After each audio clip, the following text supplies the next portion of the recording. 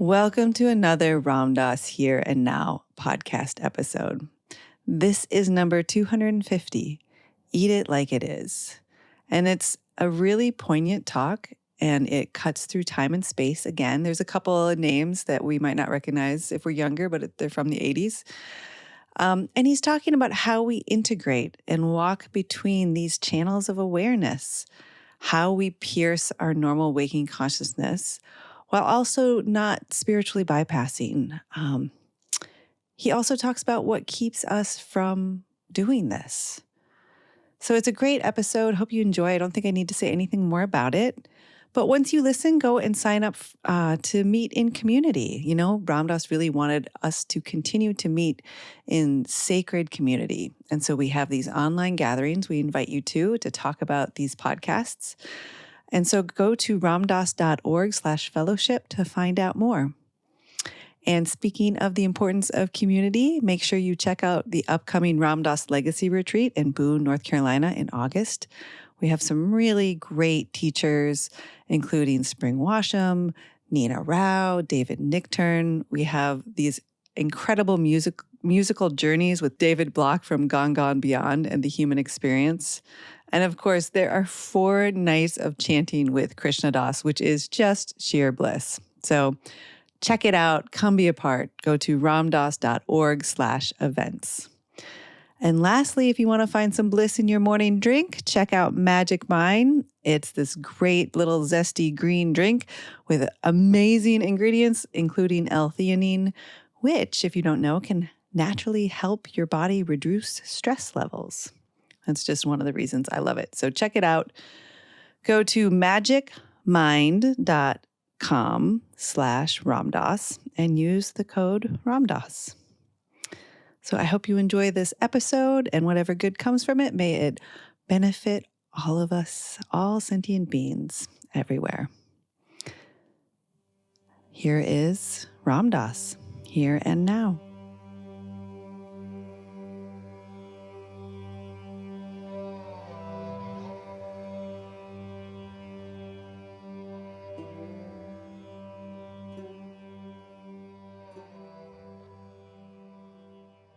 We used to live in a small community in New Hampshire, and my father was a member of a group called the Mountain Boys. We didn't live there all year round. We were sort of summer residents, and these were mostly local people. And they would go off to the mountain and drink a little bit, and have a barbecue, and tell dirty stories and play poker. And over the years, there were a number of expressions that different ones used that would become sort of oft-repeated expressions. And one of the members was a man, an Italian restaurateur. And they waited for his turn to cook because he would come and he would make extraordinary spaghetti. And at one point, one of the men said, Angelo, this is good, but do you have any more sauce? And Angelo, who had a very husky voice, said, eat it like it is. And that became like a family expression. So anytime you would complain about anything, somebody in the family would say, eat it like it is. And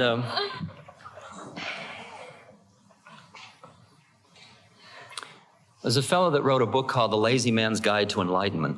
His name was Thaddeus Golas. And he had a line in it that says, love it as it is. Now, where would you have to stand on the earth today to love it as it is? I mean, it really looks like a mess, doesn't it? Every fundamentalist belief system is about to die in honor of its beliefs.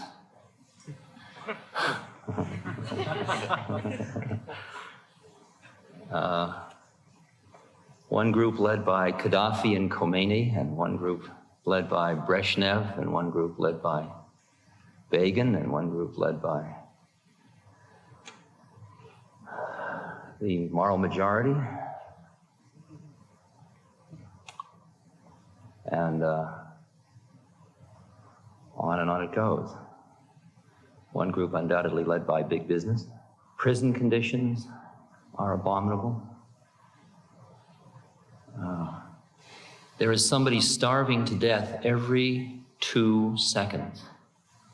Every 2 seconds, somebody is starving, not dying a nice natural death in bed, starving to death.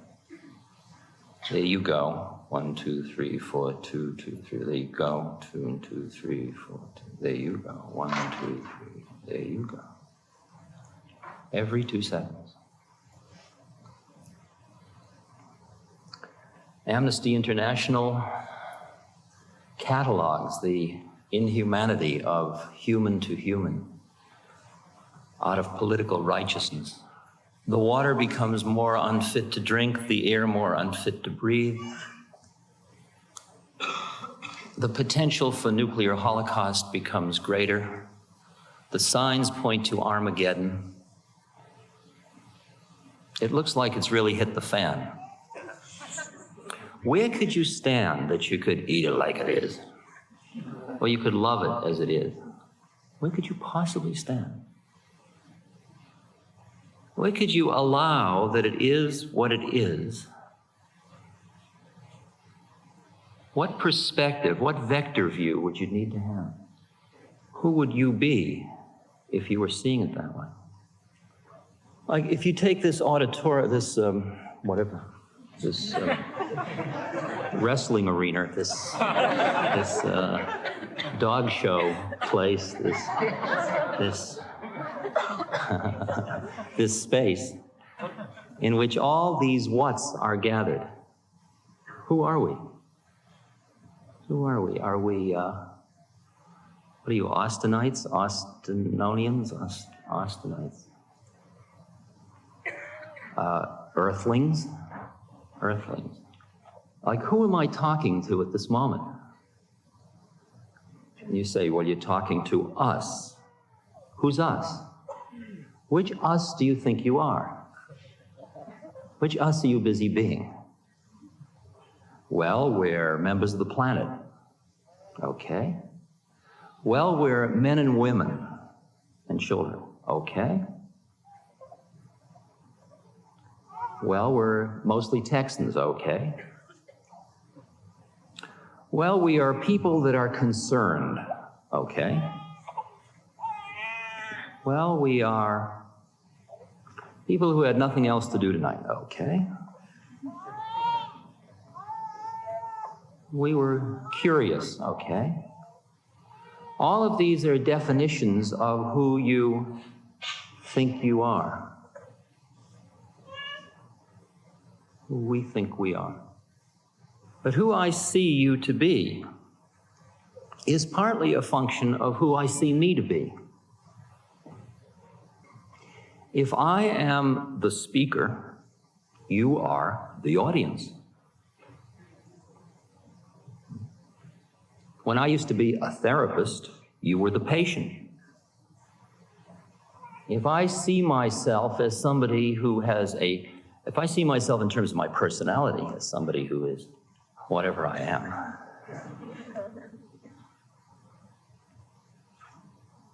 charming, erudite, witty, delightful, intelligent, serious seeker, neurotic. Then I look out and I see your personalities. All of these different definitions of who we are, they're all these like matrices of individual differences, how you're different from me. We are a multicolored us. But perhaps if I see myself, well, before I say that, let me say that generally I have no idea who I am. Most people, when you say, who are you, they either tell you in terms of their profession or their name or their family identity or where they live.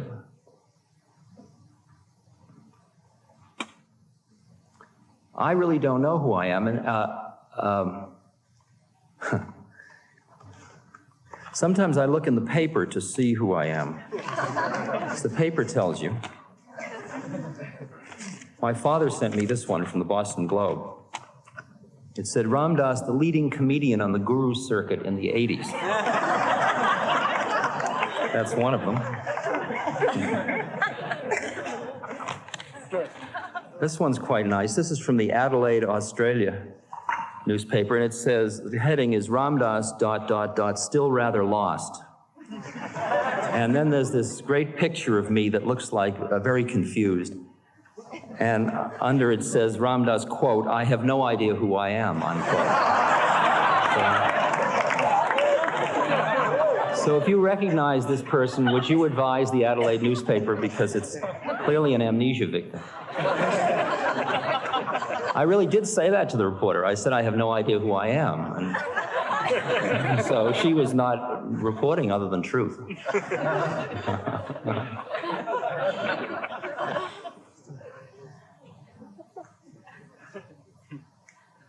It's interesting because we've grown up, you and I, in a culture which has trained us to be somebody. Are you somebody? Well, I'm somebody. I mean, I've got a 42 Dodge. You know, that's who I am. I wear my hair cut this strange way. Everybody's got something. Everybody's somebody. We're trained to be somebody. It's interesting, you start out sort of being nobody, and then you become somebody, and you've really got to become somebody to make it in this culture. And then after you become somebody, you awaken at some point, and you realize that you have to go into nobody training. But you got to become somebody to become nobody. You can't just go from nobody to nobody. You got to go through somebody. It's absolutely critical. That's what a human incarnation is about. Now, that brings us to the question of who it is I'm seeing when I look at you, because if I see myself as a soul, that's with appreciation to the Christian language for this particular entity, then I look out and I see a group of fellow souls. It's like all souls were lost when the ship went down.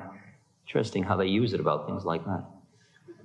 All the souls gathered in the arena. What are we doing? Who are we? Let's imagine for a moment.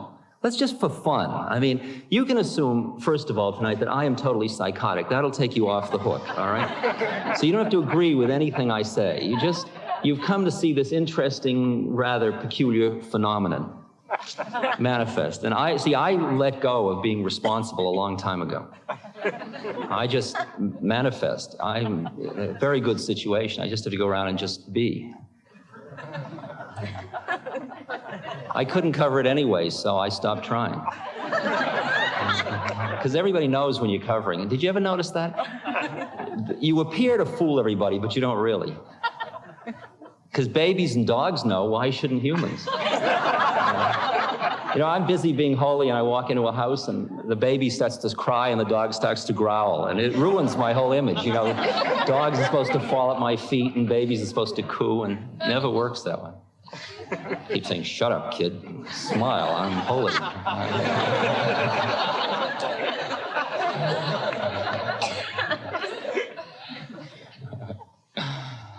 But let's just say, just for fun now, and come into my psychosis. Let's just say I'm a soul, and you are too. We're these entities, okay? And for some reason, we find ourselves in this peculiar situation. I mean, what are we doing here? I mean, look at the package you're in. This is a package. See, this is all packaging. All right? Just assume for a moment, now for fun, that you are an entity. When I say you now, I'm not talking to you body, and I'm not talking to you personality. I'm talking to you as this entity who has somehow entered into a body which has a personality, which has parents, which has a certain historical context. Now, in which in which a series of experiences are happening to you. Your life is just a series of experiences. Boredom, excitement, enthusiasm, lust, fear, What could all that be about? What are you doing in this container, in this situation where these experiences are coming at you all the time? How did you get into it? Why did you get into it? A lot of people say they don't have prejudices. They say, I'm not prejudiced about color, and I'm not prejudiced about religion, and I'm not prejudiced about sex or age or etc. A lot of you feel you're not prejudiced, but I have a friend, and a lot of people are prejudiced about my friend. And the reason is because my friend doesn't have a body. He speaks through a woman in New York, Connecticut. His name is Emmanuel. And when you say, I've got this friend and he's a spook or a ghost or spiritual entity, everybody says, well, I don't know about that. You know? People that say they're not prejudiced. It's funny. I mean, he's a friend. He's a great friend. He's got a great sense of humor. Like I say to Emmanuel, what shall I tell people about death? He said, tell them it's absolutely safe.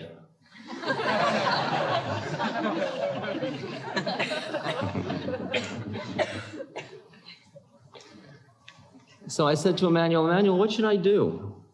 I mean, what shall I do, Emmanuel? He says, you're in a classroom, you're in a school, why don't you take the curriculum?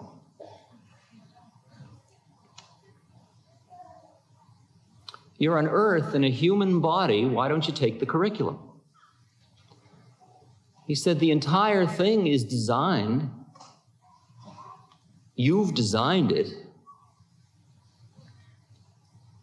for your own purposes. Why don't you use it that way? Why don't you go in and experience it? Don't get so holy you push it away as something dirty. You're afraid of your passions, you're afraid of living life, because you're afraid you'll lose your holiness. The way I experience me is all of these levels. In the old days, in the 60s, see, when I was a psychologist, when I was a establishment man, I knew who I was absolutely. Yeah, right, haha. That's what it turned out to be, yes. I was a social scientist on the make, and I was somebody going somewhere, and I was a philosophical materialist. When you were dead, and you could measure it all. And what wasn't measurable wasn't interesting. And then through some slight chemical quirk,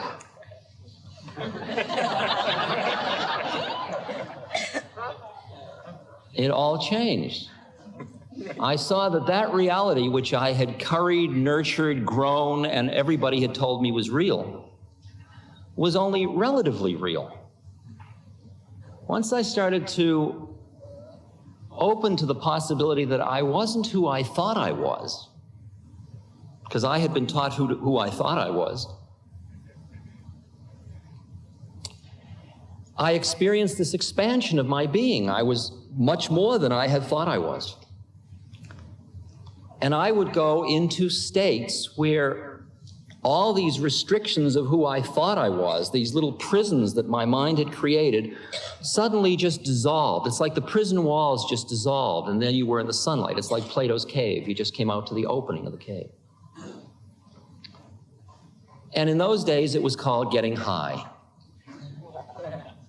And for literally years, that whole experience for me was sequential.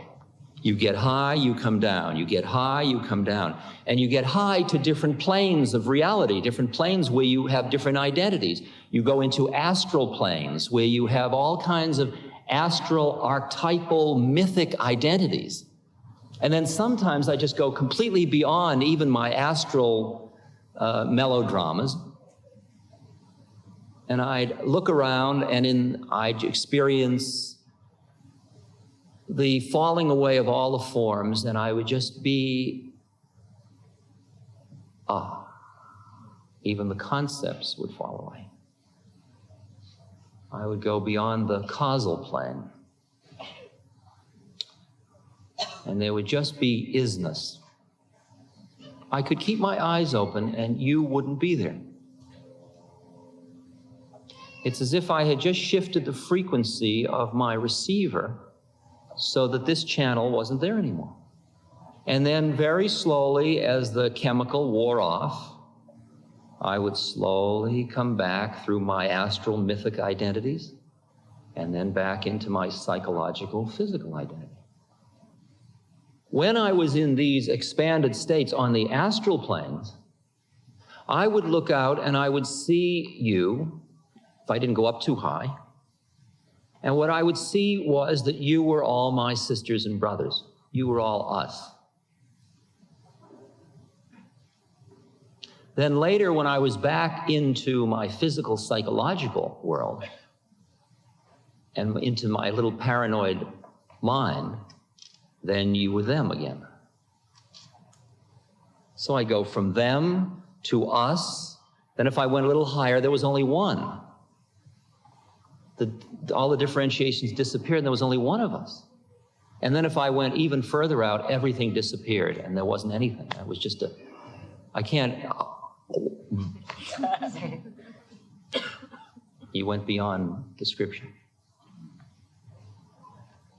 And there's a point in that sequence where I shifted the focus, because the focus had been on how to get high. Now it was clear that all I had to do was go to my medicine cabinet, or then I learned how to meditate, and I could do it with meditation. I could do it with breathing. I mean, it wasn't just a pill that did it. There were a lot of ways to do that. At some point, I saw that the game no longer was how to get high. The interesting question was why I came down. Because every time I got high, I experienced that that was who I was. And that every time I came back down, it was like I came back into who I thought I was again. Now, in effect, since that time, I think that most of the effort that I have made has been to loosen the hold of my own thinking mind. And what you begin to appreciate is what an impeccable warrior is about. Is not someone who gets high and goes off to la la land. And not someone who stays, this is reality.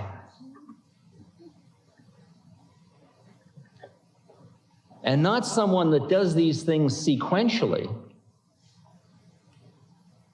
but someone who exists in all of these planes simultaneously. You go from sequential to simultaneous. There is nowhere where you aren't. For that to happen, however, you've got to allow the converse. There is nowhere where you are. That's why we're in the business of becoming nobody special. Because the minute you are somebody, you're standing somewhere. And the minute you're standing somewhere, you're afraid. Because you're protecting your little space. What this dance is about is like jumping out of an airplane and you have no parachute, but there's no earth. Okay? It's all free form from here on.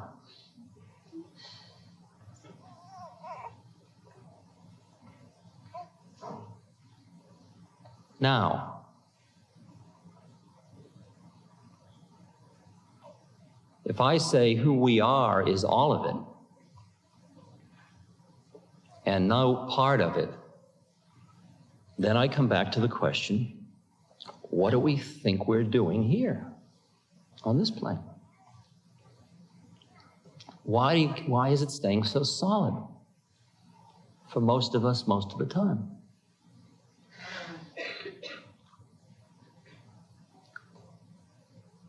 In the trade, it's called attachments.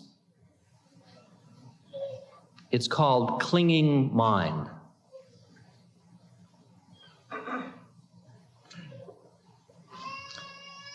And the work of getting rid of why you come down or why you get caught in any specific space, you get caught because of your clingings of mind, because of your attachments. There are certain things that pull on you. If you want the whole sequence, it's this way. You start with the one. The Shema Yisrael, Adonai Eloheinu, Adonai Echad. Hear, O Israel, the Lord our God, the Lord is one. I mean, it's only one. There's all one. You can do it in physics, going down a quanta of energy, and then you get to where it's all one stuff. It's one. There's only one of it.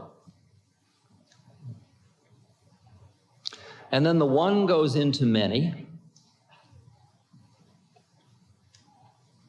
And the many are busy thinking they're separate. And then something happens and the many start to appreciate that they are all part of one, and they all come back into the one. And then they appreciate this interesting point that the one includes the many. Swami Ram Tirth, a great Indian saint, described this place. He said, just feel what it feels like as I say his words. Feel your way into them. He said, I am without form, without limit.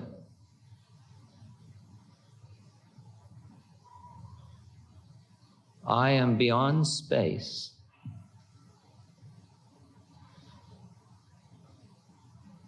Beyond time.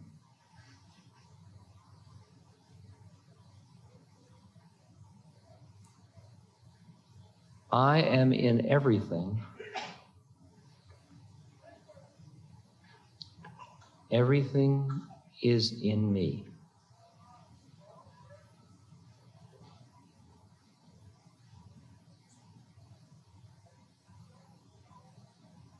Everywhere I am.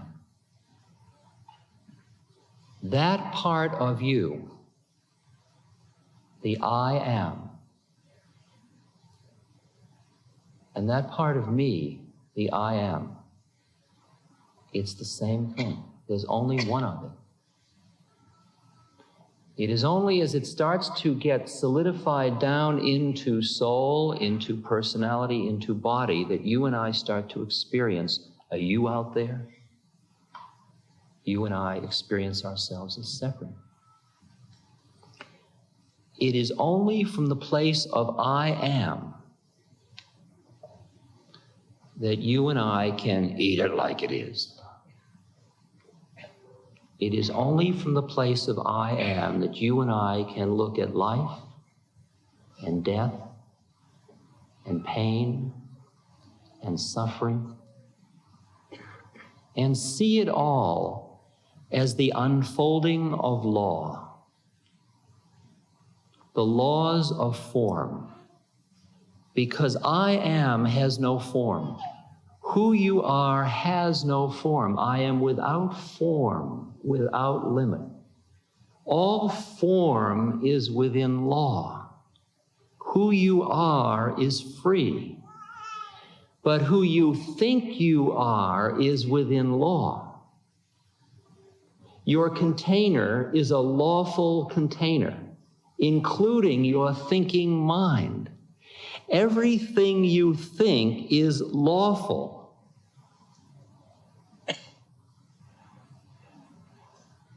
But everything what you are is beyond law. This podcast is brought to you by the Love Serve Remember Foundation and ramdas.org. We appreciate you listening, and we appreciate all the support that you've given us. Please continue that support and donate at ramdas.org. We can then continue to share what Ram Dass has been sharing for all of these years. Thank you.